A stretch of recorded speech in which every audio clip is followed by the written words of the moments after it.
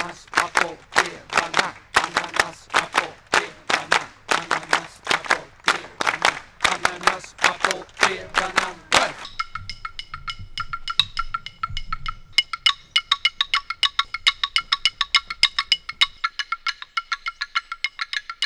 Nou, als je denkt dat de slagwerk in feite het allereerste instrument was. Klappen, stampen, zingen. Dat is gewoon het instrument van het lichaam.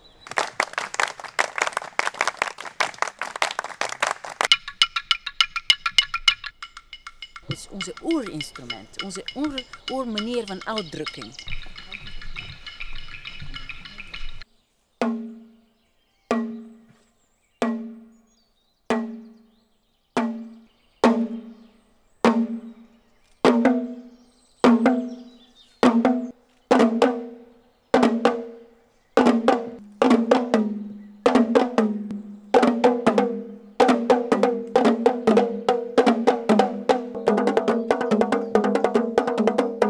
Ja, als er een met een gedag gevonden is, dan wist er uit. Alles is uitgeruimd, alleen hij schroeit, eigenlijk bent met veel bledjes, maar hij schroeit alles per patroontje op, zo vaak herhalen. Komt er een oud patroontje, zo vaak herhalen en zo was dat ik uit de holle leren, want dat was al die patroontjes kennen, zeg maar. Dat zijn al die lietse bouwsteentjes die het opbouwt tot in je stuk.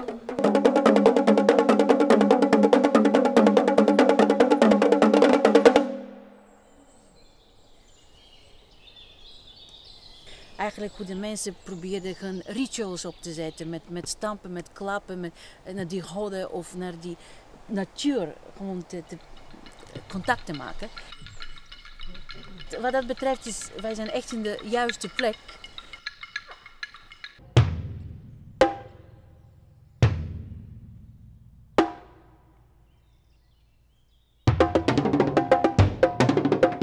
Xenakis, hij is bekend voor die monumentale manier van componeren.